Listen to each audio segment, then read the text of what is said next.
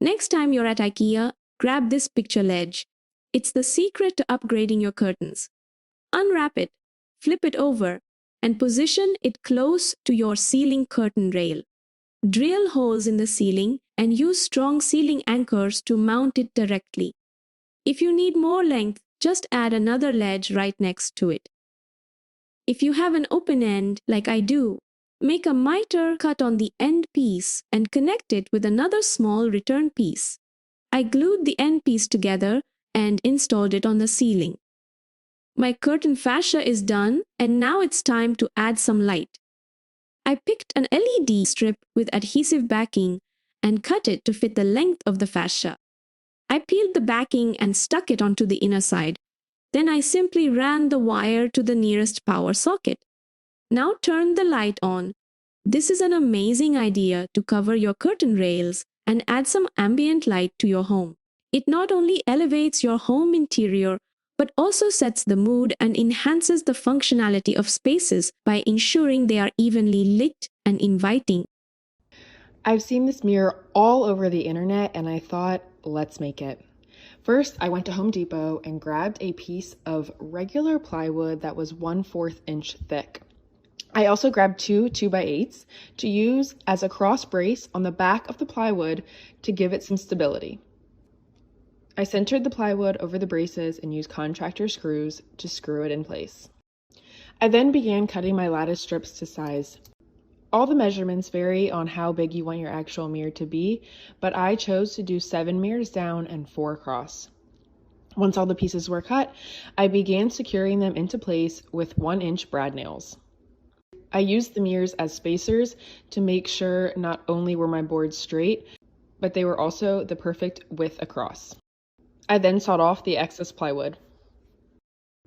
Using a 3/4 by 8 piece of lattice strip, I then secured it to the sides to create a frame. I then nailed it into place with the brad nailer. Once my lattice frame was complete, I then began cutting 18 individual horizontal pieces to complete my mirror. Once all the pieces were cut, I then began spray painting. I used a hammered black to create a faux metal effect, but of course you can use any color you wish. I let this dry for 24 hours to make sure everything was ready to go before I started installing. Then, using a combination of wood glue and liquid nails, I secured each mirror. For this project, I used 12 by 12 mirrors. You can find these in packs of 4 at IKEA or packs of 12 on Amazon. Once the mirrors were in place, I then installed the vertical pieces to space in between each mirror. Once I let everything dry for 24 hours, I lifted the mirror up and put it in its home. This mirror is extremely heavy, but it came out beautiful. It really opens up my apartment, and I love that I got to make it with my dad. The mirror stands 8 foot tall, and it is definitely a statement piece in my apartment. I hope this inspired you to make a viral creation of your own. I have this window in my studio office and I decided it needed some fresh curtains. I picked up this one-step tie-dye kit from my local Walmart. It had some really cool ombre pastel colors that I wanted to try. And since I only need the powder for this DIY, I'm going to save the rest of the kit for something else. So I rigged up this setup here with just 2 ladders and a piece of wood, and then I laid my polyester curtain over top. Then I began to place some ice blocks on top of the wood and the curtain, just along running down. I bought a bag of ice, so some of the chunks are bigger than others, but it really doesn't matter. So I just wanted to make sure there were no gaps and there was ice fully covering the whole piece of wood on top of the curtain.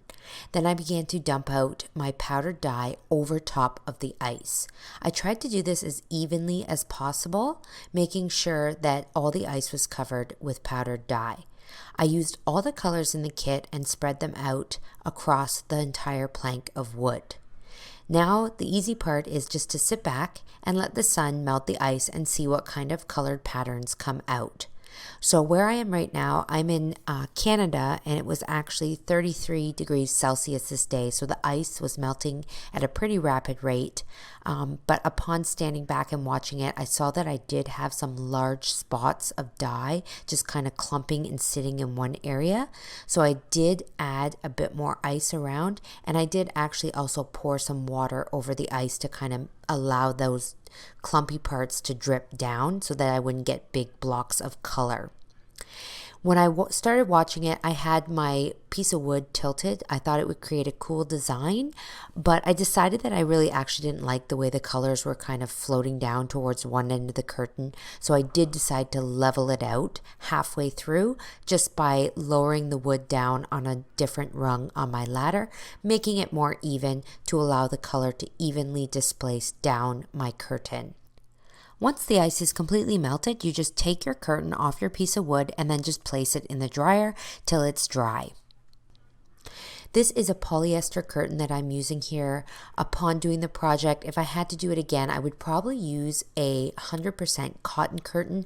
I believe that the colors would absorb a lot better because as the sun melted the ice, it also kind of changed the color of the dye. So the salmon color and the butterscotch that were in the kit actually kind of faded out with the sun, and I was just left with the blue.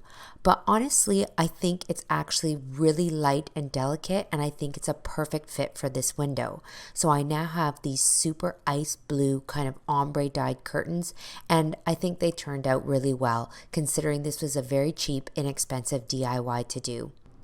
The dye kit only cost me $8 and the curtain was $4 from my local dollar store. Then just add a bag of ice and that's all you need for this project. I hope that this encourages you to get creative with ice dye and see what kind of colors and patterns that you can come up with. So I grabbed this square cardboard box that I was going to recycle and I cut off the flaps using a serrated kitchen knife. So I went around and made sure I cut off all 4 flaps around the box. Once I had done that, I took this pink flat bed sheet and I folded it in half. I placed my cardboard box on the bed sheet and then I just did a test run wrapping the sheet around the box to make sure that I would have enough before cutting down my bed sheet. Once I had cut my bed sheet down to size, I made sure I took my household iron and I ironed out any wrinkles in the bed sheet.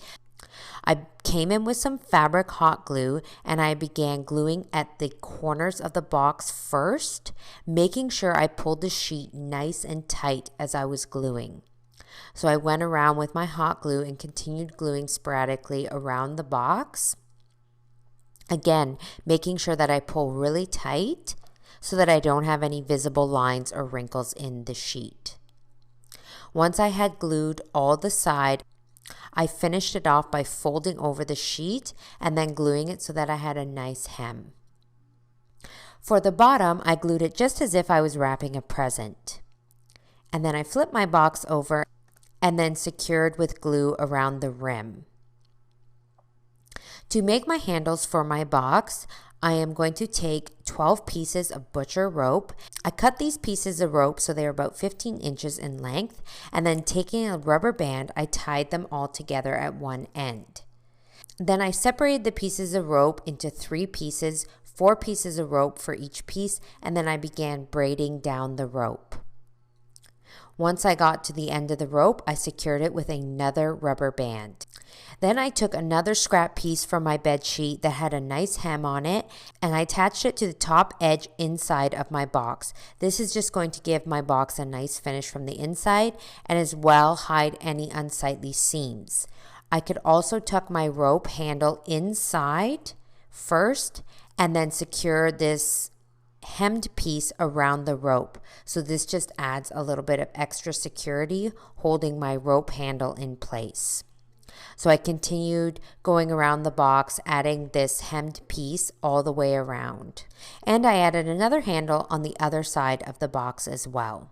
Next, I took a fluffy pink bath towel and then I cut it into 1 to 2 inch strips. Using these strips, I copied the style and pattern of the Anthropologie basket. So I began doing 1 strip at the bottom and then going about 2 to 3 inches above that one, I applied another strip of the bath towel. And then I used remaining strips to create the semicircle pattern on all 4 edges of my box, just gluing them in place. I'm pretty happy with how this dupe turned out, and I'm glad that I was able to get creative with something that I saw online. I really hope you enjoyed this video, and thanks so much for tuning in to Home Talk.